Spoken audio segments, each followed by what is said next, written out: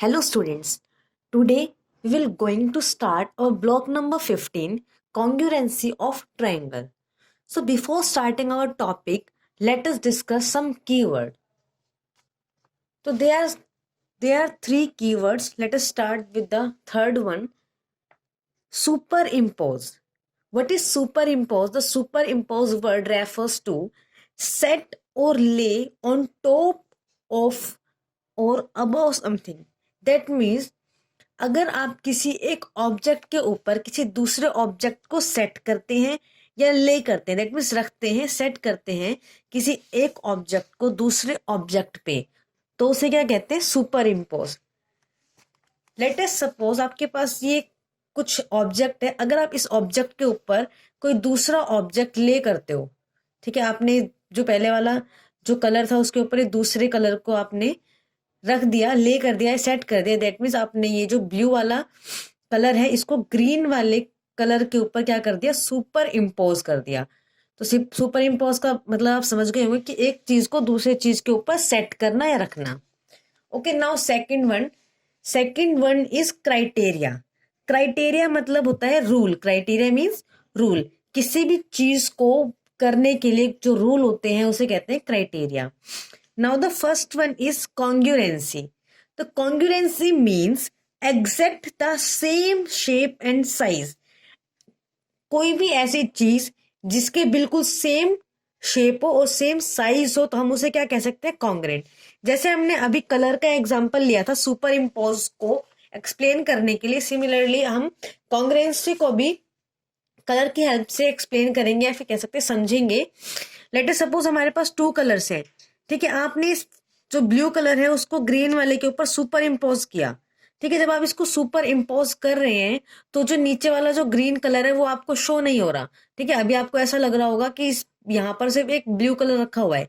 ठीक है, ऐसा क्यों लग रहा है आपको? क्योंकि बिकॉज जो टू कलर्स है हमारे पास, इन दोनों की जो शेप है वो बिल्कुल सेम है. ठीक है, दोनों बिल्कुल ही सिलेंडर शेप के हैं और दोनों का जो साइज है वो भी सेम है. अगर ये वाला जो कलर है ग्रीन कलर, अगर ये 8 सेंटीमीटर लेंथ का है तो ब्लू वाला जो कलर है वो भी कितना होगा? 8 सेंटीमीटर का. तो जब दोनों ही ऑब्जेक्ट की शेप और साइज सेम हो तो वो कैसे हो जाता है? कॉन्ग्रेंट. जो ग्रीन वाला कलर है ये ब्लू वाले कलर के क्या है? कॉन्ग्रेंट है. या फिर ऐसे भी बोल सकते हैं कि जो ब्लू वाला कलर है वो ग्रीन वाले के क्या है? कॉन्ग्रेंट. दैट मीन्स दोनों आपस में एक दूसरे से क्या है? कॉन्ग्रेंट है.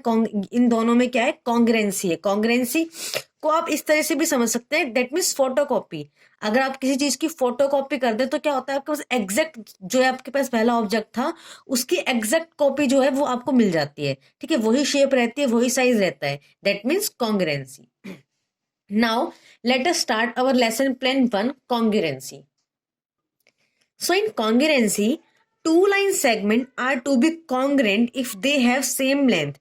दो लाइनों को कॉन्ग्रेंट तभी कहा जा सकता है जब उनकी सेम लेंथ हो. जैसे हमने ये किया था, ठीक है, अगर दोनों कलर जो है वो कॉन्ग्रेंट कब होंगे? जब दोनों की लेंथ जो है वो क्या होगी? सेम होगी. Now how can we find out if two line segments are congruent? हम कैसे फाइंड आउट करेंगे कि जो हमारे पास टू लाइंस है वो कॉन्ग्रेंट है या नहीं? जैसे कि लेट अस सपोज हमारे पास यहाँ पे टू लाइन है, एक लाइन है A B and second one P Q. Two lines है, हमें फाइंड आउट करना है कि जो A B and P Q lines है ये आपस में कॉन्ग्रेंट है या नहीं. तो इसे कॉन्ग्रेंट प्रूव करने के लिए, फिर कॉन्ग्रेंट फाइंड आउट करने के लिए हमारे पास कुछ मेथड्स हैं. तो वो मेथड क्या है? We can trace one line segment onto tracing paper and place it on the second line segment to check if they match exactly. That means आपको एक ऐसा पेपर लेना है जो ट्रांसपेरेंट होता है. ठीक है, ट्रेसिंग पेपर जिसमें हमें आर पार दिखाई देता है. ठीक है, लेट सपोज आप एक जो पॉलिथीन का कवर होता है वो ले लो. अब उस पॉलिथीन के कवर को एक लाइन के ऊपर प्लेस करो. ठीक है, यहाँ पर मेरे पास एक पॉलिथीन है. ठीक है, लेट सपोज ये एक ट्रेसिंग पेपर है. हमने इस ट्रेसिंग पेपर को क्या करना है? इस के ऊपर प्लेस करना है. प्लेस करने के बाद हमें इस पे मार्क करना है ए बी. देखो ए बी लाइन जो है वो यहां से यहां तक है, हमने ये मार्क कर लिया ए बी. अब आप इस ट्रेसिंग पेपर को उठाओगे तो आपको इसके ऊपर मार्क लगे हुए दिख रहे हैं. आप अभी सेम पेपर को क्या करो? पी क्यू लाइन के ऊपर प्लेस करके चेक करो कि पी क्यू लाइन का मेजरमेंट भी उतना ही है या नहीं. देखो हमारी जो ए बी लाइन है वो भी यहां से यहां तक थी, हमने जो मार्किंग की है. ठीक है, आपको मार्किंग दिख रही होगी रेड कलर की. अब इस सेम हमें प्लेस कर दी पी क्यू पर, पी क्यू की भी एग्जैक्ट मार्किंग जो है वो सेम आ रही है, पी क्यू लाइन का भी डिस्टेंस यहाँ से यहाँ तक है। दैट मीन्स ये जो दो लाइनें हैं A B and P Q are congruent, ठीक है, क्योंकि ये एग्जैक्टली क्या हो रही है, इनकी लाइन सेगमेंट की जो लेंथ है वो क्या हो रही है, एग्जैक्टली मैच हो रही है। जब लाइनें एग्जैक्टली मैच होती है तो वो कॉन्ग्रेंट होती है। So now we can also find out it if two line segment are congruent by measuring their length. देखो एक मेथड तो क्या था कि आप एक ट्रेसिंग पेपर की हेल्प से उसे मेजर करो, दूसरा मेथड है कि आप उसको मेजर कर लो, आप एक स्केल लो, स्केल से मेजर कर लो कि ए बी लाइन कितने सेंटीमीटर की है एंड पी क्यू लाइन कितने सेंटीमीटर की है। अभी राइट नाउ मेरे पास स्केल नहीं है, तो लेट अस सपोज कि ए बी का अगर हम मेजरमेंट करते हैं तो ये 4 सेंटीमीटर आती है एंड पी क्यू का मेजरमेंट भी कितना आ रहा है, 4 सेंटीमीटर। अगर both the lines are 4 centimetre then mean A B line जो है वो पी क्यू के कॉन्ग्रेंट है एंड पी क्यू लाइन जो है वो ए बी के कॉन्ग्रेंट है। तो आपके पास दो मेथड है, एक मेथड है कि आप ट्रेसिंग पेपर का यूज करें, दूसरा मेथड है कि आप मेजर करें। मेजर किसकी हेल्प से कर सकते हैं, स्केल की हेल्प से कर सकते हैं, ठीक है। If the length of two line segment are equal, अगर दोनों लाइन सेगमेंट्स की मेजरमेंट जो है वो लेंथ जो है वो इक्वल है तो they are said to be congruent, वो आपस में क्या कहलाएंगी, congruent. Now two angle are congruent if they have the same measures. Actually, we have na two concept of congruency. First is line concept, line, और we can say side.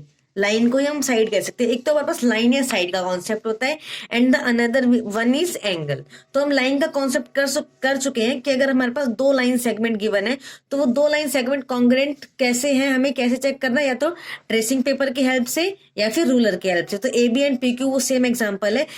देखो अभी हमने 4 centimetre लिया था, अगर यहाँ पे ए बी लाइन की आप मेजरमेंट लो, let suppose A B line की जो मेजरमेंट है वो 5 सेंटीमीटर आती है एंड पी क्यू लाइन की भी जो मेजरमेंट है वो 5 सेंटीमीटर आती है, तो दोनों लाइन आपस में क्या हो गई, कॉन्ग्रेंट, ठीक है। और लाइन को ही आगे जाके हम साइड का नाम दे देते हैं जब वो कोई प्रॉपर पर्टिकुलर एक शेप बनाती है, ठीक है। तो ये था हमारा लाइन का concept. Now come to the angle. Angle को कॉन्ग्रेंट कैसे करते हैं? So in angle, two angle are congruent if they have same measures. दो एंगल आपस में कॉन्ग्रेंट तब होंगे जब उनका मेजरमेंट जो है वो सेम होगा। देखो एंगल का मेजरमेंट और साइड का मेजरमेंट आपको पता है कैसे लेते हैं। साइड का मेजरमेंट हमने यहाँ से स्केल रख के डायरेक्टली मेजर कर लिया, और एंगल का मेजरमेंट कैसे होता है, स्केल की हेल्प से नहीं होता, वो होता है डी की हेल्प से। आप डी से मेजर करते हो कि एंगल कितने डिग्री का है, ठीक है। The length of the ray that form angle are not important. जो भी आपको पता है कि एंगल जो है वो किससे बनता है, दो रे से मिलके बनता है। जब दो रे होती हैं वो आपस में एक पॉइंट पर मीट करते हैं तो एंगल फॉर्म करती हैं, ठीक है। तो उन रे का जो एक्चुअल मेजरमेंट है, जो उस रे की लेंथ है, वो इंपॉर्टेंट नहीं है। इंपॉर्टेंट क्या है, द मेजर ऑफ एंगल। अगर एंगल का मेजरमेंट जो है वो सेम होगा तो we can say that the angles are congruent.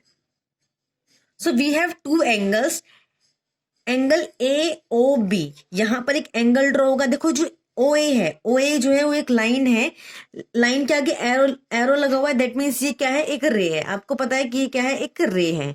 ये जो कॉन्सेप्ट हम ऑलरेडी डिस्कस कर चुके हैं, ठीक है। अब आपको पता है ओ ए भी एक रे है और ओ बी भी एक रे है। जब दो रे एक पॉइंट पे आकर मीट करती है तो वो क्या फॉर्म करती है, एंगल। तो ये कौन सा एंगल बन रहा है, ए ओ बी। इस एंगल का नेम क्या है, angle A O B. And same यहाँ पर एक एंगल बन रहा है, जो एंगल क्या है, पी ओ क्यू। यहाँ पर एक एंगल बन रहा है जिसका नेम है एंगल पी ओ क्यू। अब आपको फाइंड आउट करना है कि ये दोनों एंगल जो है वो कॉन्ग्रेंट है या नहीं।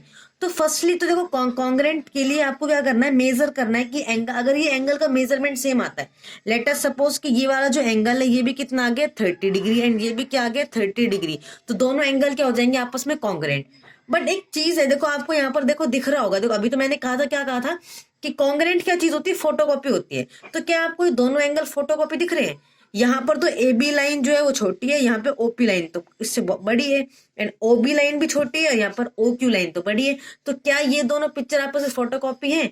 फोटोकॉपी नहीं है। देखो एंगल के अंदर क्या होता है, एंगल के अंदर ये जो रे है, इन रे की लेंथ कितनी है वो इंपॉर्टेंट नहीं है, ठीक है। अगर ओ ए जो है, अगर हम ओ ए की लेंथ आगे एक्सटेंड कर दे, बढ़ा दे, और ओ बी की लाइन जो है लेंथ वो भी हम बढ़ा दे, तो क्या एंगल चेंज होगा? एंगल चेंज नहीं होगा। अगर एंगल यहाँ पर 30 डिग्री बन रहा है तो अगर हम ओ ए को एक्सटेंड भी कर दे तब भी वो एंगल 30 डिग्री ही रहेगा, ठीक है। सेम यहाँ पर है, अगर हम इस लाइन को छोटा कर दे, कट करके हम इसको यहाँ तक यहाँ तक की बजाय यहाँ से कट करके यहीं पर एरो लगा दें, ठीक है, यहाँ पर एरो लगा दें, तो भी एंगल तो चेंज नहीं हुआ ना, एंगल का जो मेजरमेंट है वही रहेगा। एंगल तो तब चेंज होगा ना जब लाइनों को हम ऐसे वाइड फॉर्म में करेंगे, लेकिन हम एंगल के साथ तो कोई चेंज नहीं कर रहे हैं, हम सिर्फ रे के साथ कर रहे हैं, तो रे की लेंथ यहाँ पर इंपॉर्टेंट नहीं होती, ठीक है। देखो अब क्वेश्चन आता है कि how we find that the two angles are congruent और नॉट। तो सिमिलरली जैसे आपने लाइंस का कॉन्सेप्ट किया था, तो लाइन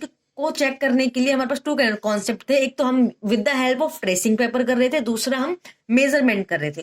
तो सेम क्या करना है आपको, ट्रेसिंग पेपर की हेल्प से करना है। तो हमारे पास एक ट्रेसिंग पेपर है, हमें क्या करना है, ट्रेसिंग पेपर को प्लेस करना है और यहाँ पर एंगल का मेजरमेंट ले लेना है। अगर आपके पास डी नहीं है तो आप ट्रेसिंग पेपर की हेल्प से कर सकते हो। अब हम यहाँ पे क्या करेंगे, हम यहाँ पर ये एंगल ड्रॉ कर लेंगे, ठीक है, हमने ड्रॉ कर लिया। और जब इसको हटा के देखेंगे, देखो यहाँ पे, तो ये एंगल आपको ट्रेसिंग पेपर के ऊपर ड्रॉ हुआ दिख गया। अब अभी सेम को दूसरे एंगल के ऊपर प्लेस करके देखो, अगर ये एग्जैक्टली फिट हो जाता है, देखो ये एग्जैक्टली फिट हो गया। तो अगर ये एग्जैक्टली फिट हो जाता है दैट मीन्स दोनों एंगल जो है वो क्या है, आपस में इक्वल है। और अगर एंगल आपस में इक्वल है that means they are congruent. ये तो आपका फर्स्ट मेथड था by the help of tracing paper. दूसरा मेथड क्या है ये फाइंड आउट करने का कि कॉन्ग्रेंट है या नहीं। तो दूसरा मेथड है, आपको यूज करना है डी, ठीक है।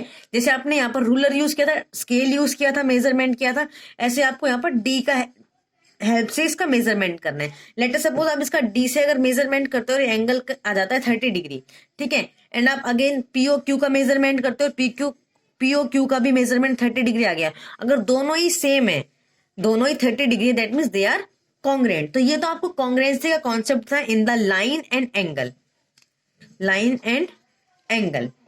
Now come to the concept of congruent triangle. देखो अभी हमने साइड और एंगल पढ़ा, जब हम साइड और एंगल दोनों को कंबाइन कर देंगे तो क्या बन जाएगा, एक ट्राइंगल बन जाएगा। अब हम ट्राइंगल के अंदर कॉन्ग्रेंट का कॉन्सेप्ट स्टडी करेंगे।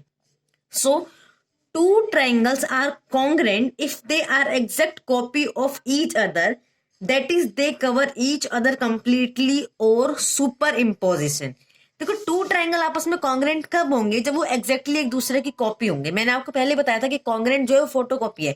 अगर आपके पास एक ट्राइंगल है और उसका आप अगर बिल्कुल सेम एक और ट्राइंगल ड्रॉ कर लेते हैं तो आपस में कॉन्ग्रेंट होगा, ठीक है। और अगर वो दोनों कॉन्ग्रेंट ट्राइंगल हैं तो क्या होगा, जब आप एक ट्राइंगल को दूसरे ट्राइंगल के ऊपर रखोगे, सुपर इम्पोज करोगे, तो वो एग्जैक्टली उसको कवर कर लेगा, ठीक है। यहाँ पे यही लिखा है that is they cover each other completely. अगर आप दो ट्राइंगल बिल्कुल सेम मेजरमेंट के, तो अगर आप एक ट्राइंगल को उठाकर दूसरे ट्राइंगल के ऊपर सुपर इम्पोज करोगे तो वो उसको कंप्लीटली क्या करेगा, कवर करेगा। देखो we have two triangles L M N and X Y Z. ये दोनों ट्राइंगल आपस में कॉन्ग्रेंट है। अगर ये दोनों कॉन्ग्रेंट है तो अगर आप एक को कट करके दूसरे के ऊपर प्लेस करोगे तो वो क्या हो जाएगा, बिल्कुल superimposition, that means cover each other completely. Now if two triangle are congruent, अगर दो ट्राइंगल कॉन्ग्रेंट है तो not only the length of side same but also corresponding angle. अगर दो ट्राइंगल कॉन्ग्रेंट है तो उसकी सारी साइड आपस में क्या होंगी, इक्वल होंगी। और सिर्फ साइड इक्वल नहीं होगी but also the corresponding angles, उसके एंगल्स भी आपस में क्या होंगे, इक्वल होंगे। अभी साइड क्या इक्वल होंगी, एंगल्स क्या इक्वल होंगे, कोरस्पॉन्डिंग एंगल्स क्या होंगे, ये सब हम डिस्कस करते हैं। So let us suppose we have two triangles, ये दोनों ट्राइंगल्स आपस में कॉन्ग्रेंट, इस ट्राइंगल्स को नेम दे देते हैं A B C X Y Z, ठीक है। ये दोनों ट्राइंगल आपस में कॉन्ग्रेंट कब होंगे, अगर इसके सारी साइड्स का मेजरमेंट इक्वल होगा। लेट अस सपोज ये वाली जो साइड है ये है 2 सेंटीमीटर और ये वाली साइड भी क्या है 2 सेंटीमीटर। देखो दोनों की जो लेफ्ट हैंड साइड पे साइड है वो क्या है 2 सेंटीमीटर है, ठीक है। एंड जो इधर वाली साइड है लेट अस सपोज ये 3 सेंटीमीटर है। एंड ये राइट हैंड साइड पे इधर वाले दूसरे ट्राइंगल की जो साइड है वो भी 3 सेंटीमीटर है। एंड जो दोनों का बेस है वो है 1 सेंटीमीटर, ठीक है। ये एग्जैक्ट मेजरमेंट नहीं है, हमने सपोज किया है। तो देखो आपको इसके अंदर भी एक 2 सेंटीमीटर है, इसके अंदर भी एक 2 सेंटीमीटर है।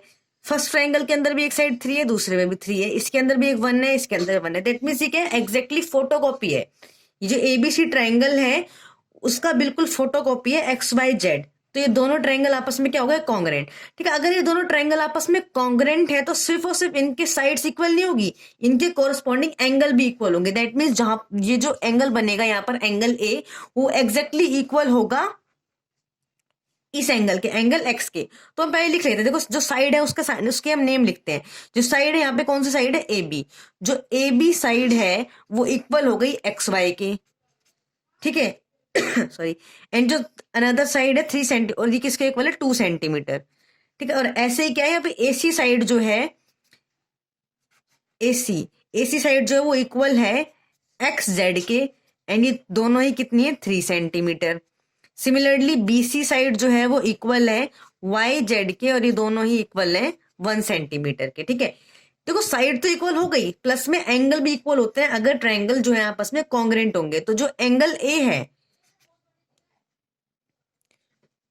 वो इक्वल हो जाएगा एंगल X के। लेट अस सपोज इन दोनों का जो मेजरमेंट है वो कितना है 60 डिग्री। ठीक है, अब जो एंगल B है वो किसके इक्वल हो जाएगा, एंगल Y के। एंगल B जो है वो इक्वल हो जाएगा एंगल Y के। लेट अस सपोज इसका जो मेजरमेंट है वो है 40 डिग्री। एंड जो एंगल C है वो इक्वल हो जाएगा एंगल Z के। एंगल C जो है वो इक्वल हो जाएगा एंगल Z के, और इसका measurement late us suppose 80 degree. अगर एंगल C 80 है तो एंगल Z भी 80 होगा। अगर एंगल B 40 है तो एंगल Y भी 40 होगा। अगर एंगल A 60 डिग्री है तो एंगल X भी 60 डिग्री होगा। ठीक है, तो कॉन्ग्रेट ट्राइंगल की साइड्स भी इक्वल होती है एंड कॉरस्पॉन्डिंग एंगल्स भी आपस में क्या होते हैं, इक्वल होते हैं। ठीक है, तो ये था आपका लेसन प्लान 1 कॉन्ग्रुएंसी।